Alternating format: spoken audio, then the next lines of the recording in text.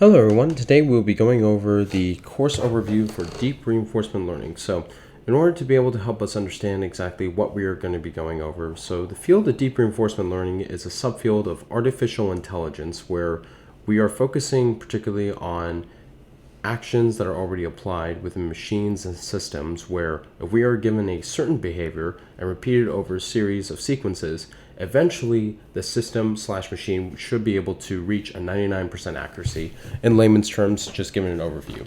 In the following course, we will be going over key concepts, a concept example, and a couple practice problems to be able to help us solidify our understanding for deep reinforcement learning with real-world examples.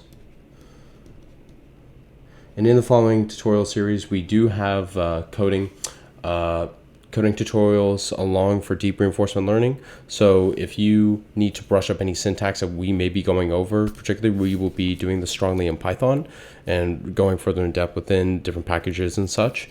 If you need to brush up further, by all means, there are vast amounts of resources, but you can also code along to be able to help build that foundational basis. And if you are looking to go further in depth within the field of deep learning, particularly focusing on deep reinforcement learning, then this course is for you. And without any further delay, let's get started.